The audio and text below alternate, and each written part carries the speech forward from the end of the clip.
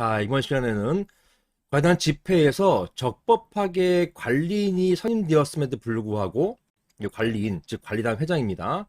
이런 관리인이 선임되었음에도 불구하고 이것을 무시하고 따로 관리인을 선임한 경우, 나중에 선임한 관리인의 지위는 어떻게 되는 것인지 여기에 대해서 한번 살펴보도록 하겠습니다. 제가 최근에 승소했던 판례를 바탕으로 한 사안인데요. 이런 일들이 종종 있습니다. 제가 최근에 했던 사례들은 공통점이 이 나중에 관리인 선임하는 경우, 요 경우는 그 관리회사가 여기 개입돼요. 종전에 시행사하고 관리계약 체결한 그 관리회사가 구분 소유자들이 모여서 관리인을 선임해버리니까 이 관리인 선임에 대해서 무효라고 주장하면서, 그리고 이걸 무시하고, 이런 결의를 무시하고 관리회사가 다시 총회를 여는 것입니다. 관리회사 주도로 다시 집회가 열리는 거예요.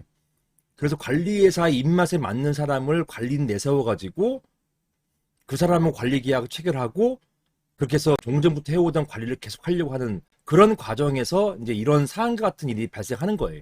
제가 승소했던 사안도 유사한 사안이었는데요. 자, 여기에 대해서 답변을 드리기 전에 먼저 질문부터 읽어보겠습니다. 안녕하세요, 변호사님. 저는 경기도 성남에 있는 오피스텔 건물 관리단 회장으로 선임된 사람입니다. 저희 건물은 준공된 지 얼마 되지 않아서 시행사가 선정한 관리회사가 건물 관리를 해오고 있었는데요. 관리가 부실하고 관리비 사용 내역이 불투명해서 교체하려고 결국 관리단 회장을 선임하기로 했습니다.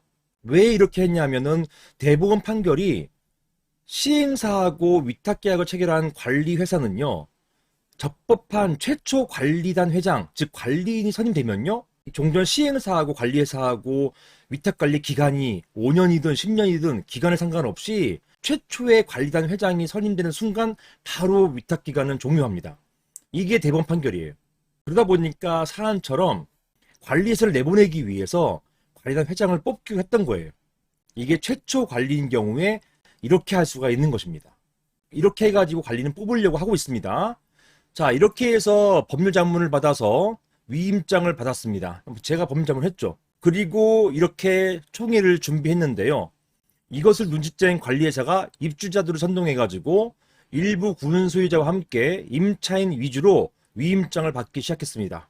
관리인과 관리위원은요, 구분 소유자뿐만 아니라 임차인도 의결권을 행사할 수가 있어요. 그러다 보니까 밤에 수상이 막 문 두드리고 돌아다니면서 위임장을 받기 시작한 거예요. 의결권 위임장을 받기 시작한 것입니다. 그래서 결국 저희도 위임장 받는 작업을 더 하지 않고, 과반수는 넘었는데 더 확보하려고 하다가 이제 관리회사가 눈치채고 자기네도 위임장을 받기 시작하니까 이제 서둘러서 총회를 열게 된 것이죠. 이미 받은 위임장을 가지고 관리단 집회를 열어서 저를 관리단 회장으로 선임하였습니다. 그러니까 약 51% 정도 넘어가지고 간신히 이게 통과가 됐어요. 그런데 관리회사 측과 결탁한 구분 소유자들이, 여기 이제 관리회사가 이제 자기 입맛에 맞는 그런 사람, 자기하고 잘 맞는 이런 사람들 세운 거죠. 구분 소유자들이 저에 대한 관리인 회장 선임을 부정하고 자신들이 독자적으로 관련 총회를 열겠다고 하면서 총회 소집 통지서를 보내왔어요. 되게 황당했죠. 우리가 됐는데 여기에 이제 반대하고 우린 당신을 관리단 회장으로 인정하지 않는다 라고 부정하고 자기네끼리 총회를 열겠다고 또 통지서를 보내온 거예요. 결국 총회를 열었습니다. 이때 이제 제가 관리단 집회를 아예 열지 못하게 하려다가 일단은 두라고 했어요. 어차피 소송을 다툴 거기 때문에, 어차피 총회 열어도 무효이기 때문에 제가 총회 개최 금지 가처분 이건 넣지 말자고 했습니다. 그렇게 해서 결국 총회를 열어서 관리회사 측이 민 관리단 회장을 선임하였습니다. 그리고 적법하게 관리단 회장으로 선임된 저를 철저히 무시하고 있습니다. 자신들이 민 허수아비 관리인을 이제 관리인으로 이제 추대한 거죠. 추대하고 그 사람하고만 논의해서 관리 행위를 하고 적법하게 선임된 관리인은 무시하는 거죠. 이렇게 관리회사가 민 관리단 회장의 지위가 적법한 것인가요? 자, 이런 쟁점에 대해서 한번 살펴보도록 하겠습니다. 자주 나오는 이야기예요. 레퍼토리가 거의 정해져 있습니다.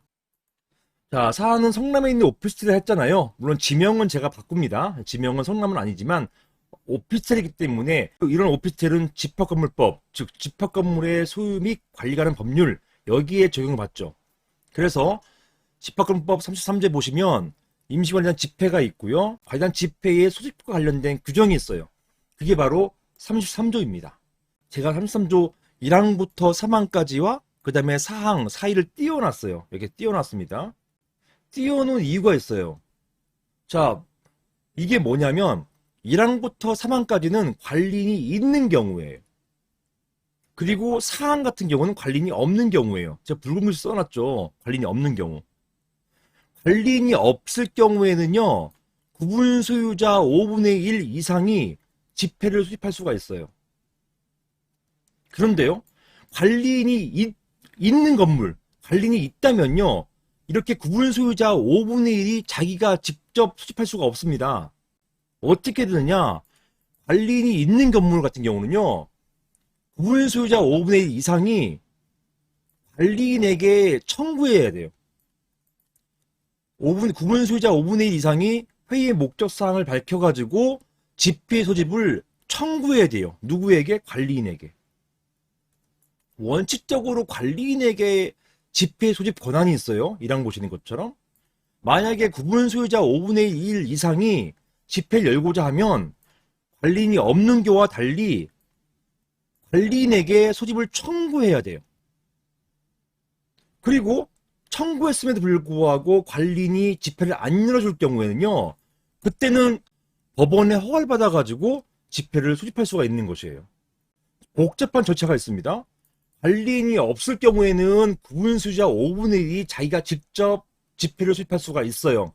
하지만 관리인이 있는 건물에서는요, 있는 건물에서는 자기네가 직접 열 수 있는 게 아니라 적법한 관리인에게 집회를 열어주세요 라고 청구를 하고, 그럼에도 불구하고 집회를 안 열어준다면 그 경우에는 법원의 허가를 받아가지고 집회를 소집할 수 있도록 이렇게 규정해 놓고 있는 것입니다.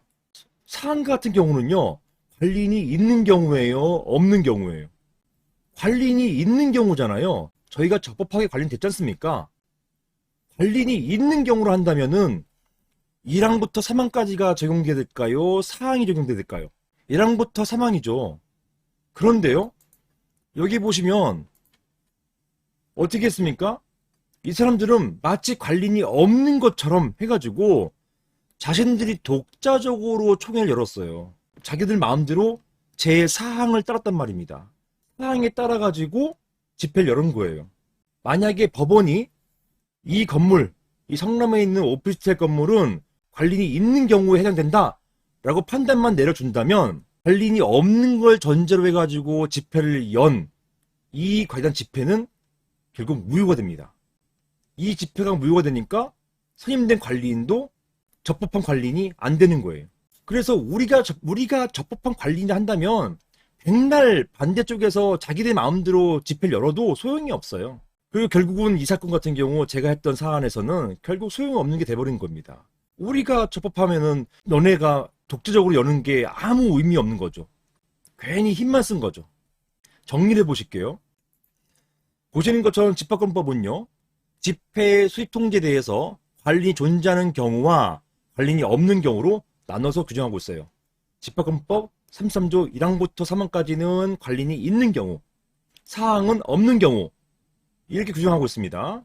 만약에 앞서 선임된 관리인이 적법한 관리인이라고 한다면 나중에 이를 부인하고 새로이 관리인 선임하기 위해서는 관리인이 있는 경우에 따라서 관리인에게 집회의 소집을 청구했었어야 되는 것입니다.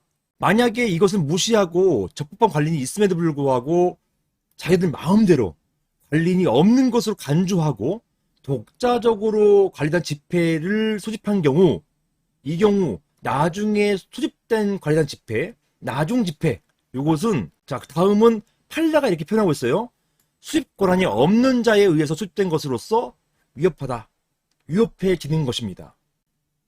판례도 유사한 사안, 이 사안은 제가 했던 사안입니다.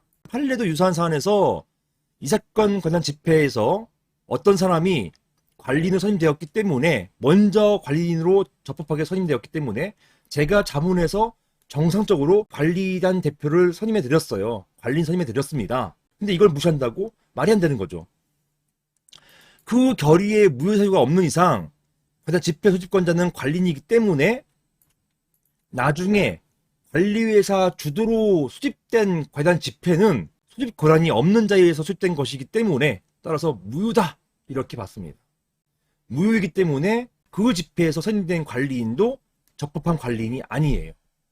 이렇게 보게 된 것입니다.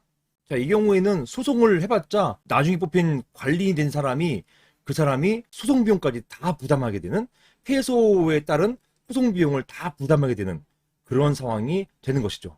실제 사안에서도 그렇게 되었습니다.